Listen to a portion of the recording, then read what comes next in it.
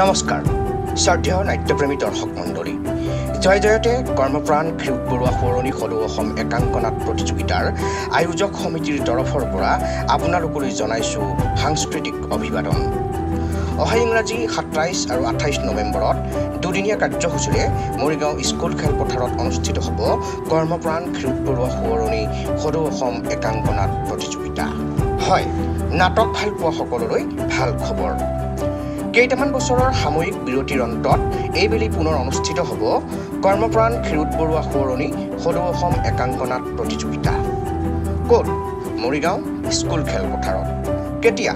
27 আৰু 28 নৱেম্বৰ 2025।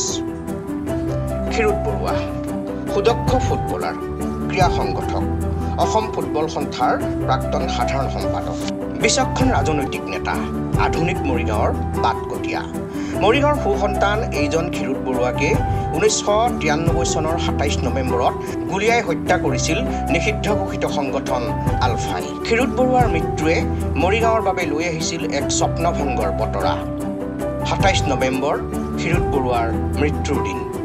প্ৰয়াত ক্ষীৰোদ বৰুৱাৰ প্ৰতি সন্মান জনাই তেখেতৰ স্মৃতিক জীয়াই ৰখাৰ প্ৰয়াসেৰে 1994 চনৰ পৰা 27 আৰু 28 নৱেম্বৰত দুদিনীয়াকৈ অনুষ্ঠিত হৈ আহিছে কৰ্মপ্ৰাণ ক্ষীৰোদ বৰুৱা সোঁৱৰণী সদৌ অসম একাংক নাট প্ৰতিযোগিতা। নাট পৰিচালনাৰ দক্ষতা, শৃংখলাবদ্ধতা, বিতৰ্কহীনতা আৰু আপ্যায়নৰ বাবেই ৰাজ্যখনৰ ভিতৰতে এক অন্যতম নাট প্ৰতিযোগিতা হিচাপে প্ৰতিষ্ঠিত হৈছে এই ক্ষীৰোদ বৰুৱা সোঁৱৰণী একাংক নাট প্ৰতিযোগিতা। আজিৰ তাৰিখত ৰাজ্যৰ নাট্য জগতখনত দপদপাই থকা অভিনেতা অভিনেত্ৰীৰ খুব কম সংখ্যকেহে ওলাব যিয়ে নাট্য জীৱনৰ পাতনিতে এই প্ৰতিযোগিতাৰ মঞ্চ গছকা নাই। কেইটামান বছৰৰ সাময়িক বিৰতিৰ পিছত এইবেলিৰে পৰা পুনৰ অনুষ্ঠিত হ'ব এই জনপ্ৰিয় একাংক নাট প্ৰতিযোগিতাখনি। প্ৰয়াত বৰুৱাৰ ভগ্নী লিপিকা বৰুৱাক সভানেত্ৰী আৰু অজিত শৰ্মাক কাৰ্যকৰী সভাপতি হিচাপে লৈ গঠিত মূল সমিতিৰ লগতে আন আন উপসমিতিসমূহে জোৰদাৰ গতিত চলাইছে প্ৰতিযোগিতাৰ প্ৰস্তুতি। আমাৰ পৰিকল্পনাটো হৈছে আমাৰ নাটকখন যাতে অসমৰ ভিতৰত সৰ্বাংগ সুন্দৰ হয় আৰু মানে আগশাৰীৰ নাট্য অনুষ্ঠানলৈ যাতে আমি যাব পাৰোঁ, সেই প্ৰচেষ্টাৰে আমি মানে আমাৰ যিবিলাক কৰ্মকৰ্তা আছে বা আমাৰ যিবিলাক সৈন্য বাহিনী আছে বা সেনানী আছে সকলোৱে মানে বহুত উৎসাহেৰে কাম কৰা পৰিলক্ষিত হৈছে।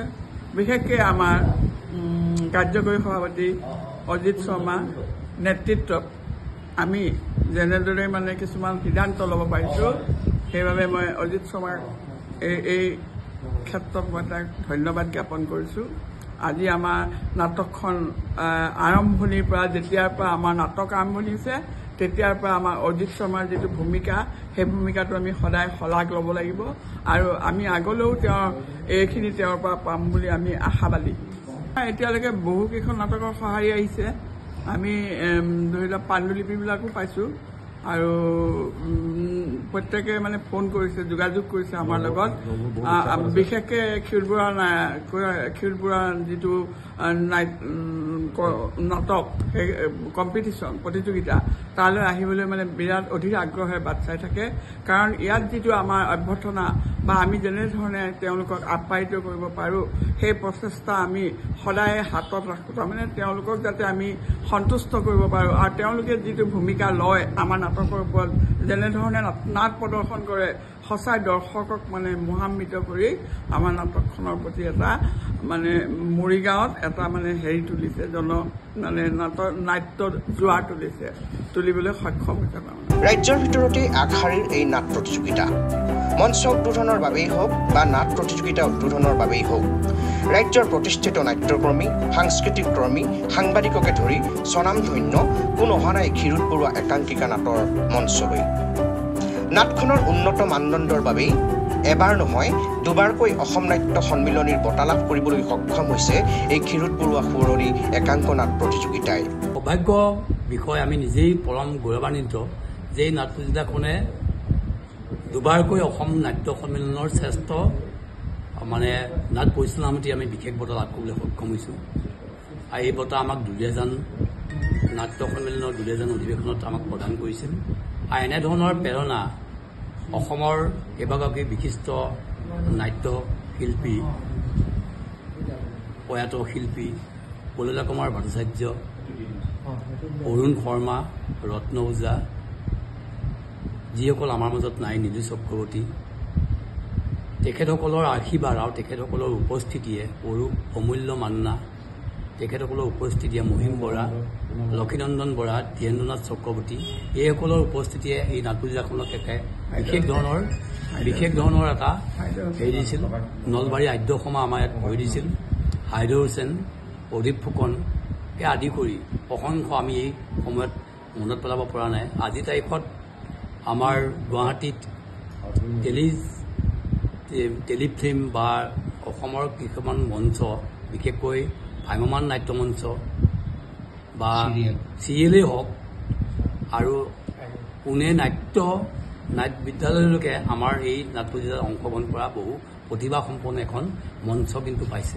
এইবুলি এয়া ৩২ সংখ্যক নাট প্ৰতিযোগিতাত অংশগ্ৰহণৰ বাবে এতিয়ালৈ ৰাজ্যৰ বিভিন্ন প্ৰান্তৰ ২৫টা নাট্য দলে প্ৰেৰণ কৰিছে পাণ্ডুলিপি। প্ৰথম, দ্বিতীয় আৰু তৃতীয় শ্ৰেষ্ঠ নাট্য দলৰ বাবে থাকিব আকৰ্ষণীয় পুৰস্কাৰ আৰু নগদ ধন। আন শ্ৰেষ্ঠ অভিনেতা অভিনেত্ৰীৰ বাবেও থাকিব বিভিন্ন বঁটা। আমি এইবাৰ নাট প্ৰতিযোগিতাত আমি কেইবাটাও বঁটা দিছোঁ আৰু প্ৰথম, তৃতীয়, দ্বিতীয় আৰু তৃতীয় শ্ৰেষ্ঠ নাট্য দললৈ ৫১,০০০, ৩১,০০০, ২১,০০০ বঁটা তিনিটা দলক আমি প্ৰদান কৰিম। তাৰ লগে লগে শ্ৰেষ্ঠ পৰিচালকৰ ৫,০০০ টকাৰ বঁটা, মানপত্ৰ, ট্ৰফি, তাৰ লগতে শ্ৰেষ্ঠ পাণ্ডুলিপি নাট্যকাৰৰ বঁটা ৫,০০০ টকা, মানপত্ৰ, ট্ৰফি আৰু লগতে শ্ৰেষ্ঠ অভিনেত্ৰী, কৌতুক শিল্পী, শ্ৰেষ্ঠ পোহৰ, শ্ৰেষ্ঠ আলোক, আৱহ সংগীত, এনেকৈ ধৰি কেইবাটাও বঁটা আমাৰ নাট্যজিলা সমিতিত থাকিব। আৰু আমি আজি আপোনালোকৰ মাধ্যমৰ জৰিয়তেই আমি এই নাট্যজিলাখনৰ আমাৰ যি কাৰ্যসূচী থাকিব, সমূহ কাৰ্যসূচীতে নাট প্ৰতিযোগী ৰাইজৰ আৰু দল আৰু দৰ্শক ৰাইজৰ অভূতপূৰ্ব আমাৰ মৰম আমি লাভ কৰিম বুলি আশা কৰিছোঁ। পৰম্পৰা অনুসৰিয়ে নাট প্ৰতিযোগিতাৰ লগত সংগতি ৰাখি প্ৰকাশ পাব এখন আটকধুনীয়া স্মৃতিগ্ৰন্থ, য'ত থাকিব অসমৰ বিভিন্ন ক্ষেত্ৰৰ বহুকেইজন বিশিষ্ট ব্যক্তিৰ মূল্যৱান লেখা। এতিয়া মুঠতে প্ৰস্তুতি জোৰদাৰ গতিত চলিছে। আপুনিও আহক, মনত ৰাখক ২৭ আৰু ২৮ নৱেম্বৰ ২০২৫ কৰ্মপ্ৰাণ ক্ষীৰোদ বৰুৱা সোঁৱৰণী একাংক নাট প্ৰতিযোগিতা, মৰিগাঁও স্কুল খেলপথাৰ। ব্যুৰ' ৰিপৰ্ট, খাটাং সংবাদ।